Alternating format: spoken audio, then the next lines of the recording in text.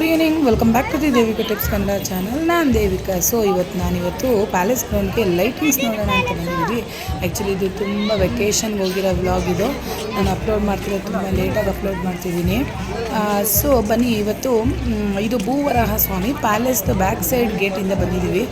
ಎಷ್ಟು ಚೆನ್ನಾಗಿ ಲೈಟಿಂಗ್ಸ್ ಇದೆ ಅಂತ ಹೇಳಿದ್ರೆ, ಮೈಸೂರು ಅಂದ್ರೇ Mysuru palace is a beautiful wonderful place ಅಂತಲೇ ಹೇಳ್ಬೋದು.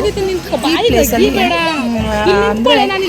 ಅಂದರೆ ಶತಮಾನದಿಂದಲೂ ಈ ಪ್ಲೇಸಲ್ಲಿ ರಾಜರುಗಳು ಆಳ್ವಿಕೆ ನಡೆಸಿದ್ರು ಅಂತ ತುಂಬಾ ಇತಿಹಾಸ ಇದೆ. ಸೊ ಇದನ್ನು ಅವಳಿಗೆ ವೆಕೇಷನ್ಗೆ ನನ್ನ ಮಗಳಿಗೆ ತೋರಿಸ್ಬೇಕು ಅಂತ ನಾನು ಕರ್ಕೊಂಡ್ಬಂದಿದ್ದೀನಿ. ಸೊ ಎಷ್ಟು ಚೆನ್ನಾಗಿದೆ ಲೈಟಿಂಗ್ಸ್ ಅಂತ ಹೇಳಿದ್ರೆ, ಎಲ್ಲರೂ ಮೈಸೂರನ್ನ ವಿಸಿಟ್ ಮಾಡೇ ಇರ್ತೀರ.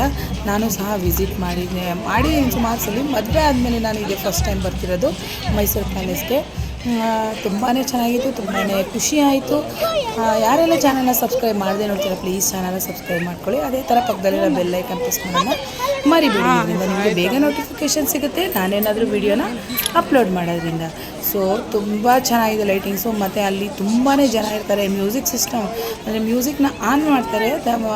ಲೈಟಿಂಗ್ಸ್ ಯಾವಾಗಿರುತ್ತೆ ಅಂತ ಹೇಳಿದ್ರೆ, ಇವಾಗ ಇಂಡಿಪೆಂಡೆನ್ಸ್ ಡೇ, ರಿಪಬ್ಲಿಕ್ ಡೇ, ಆ ಥರ ನ್ಯಾಷನಲ್ ಫೆಸ್ಟಿವಲ್ಸ್ ಇದ್ದಾಗ, ಅಥವಾ every Sunday Saturday 6 to 7 1 hour ಲೈಟಿಂಗ್ಸ್ನ ಆನ್ ಮಾಡ್ತಾರೆ. ಸರಿ 7 to 8 ಆನ್ ಮಾಡೋದು. ಸೊ ಈ ಥರ ಇತ್ತು ಇವತ್ತಿನ ಮೈಸೂರಿನ ವ್ಲಾಗ್ ಅಂತ ಹೇಳ್ಬೋದು. ಯಾರೆಲ್ಲ ನೋಡಿಲ್ಲ ಮೈಸೂರು ಪ್ಯಾಲೇಸ್ನ, ಫಸ್ಟ್ ದಯವಿಟ್ಟು ವಿಸಿಟ್ ಮಾಡಿ, ಮಕ್ಕಳಿಗೆಲ್ಲ ತೋರಿಸಿ. ತುಂಬಾ ಚೆನ್ನಾಗಿರುತ್ತೆ. ಫುಲ್ ಎಷ್ಟು ಲೈಟಿಂಗ್ಸ್ ಅಂತ ಹೇಳಿದ್ರೆ, ಇದಂತೂ ದಸರಾ ಸೀಸನಲ್ಲಂತೂ ತುಂಬಾ ಚೆನ್ನಾಗಿರುತ್ತೆ ಲೈಟಿಂಗ್ಸು. ಮಿಸ್ ಮಾಡದೆ ನೋಡಿ ಅಂತ ಹೇಳ್ತೀನಿ.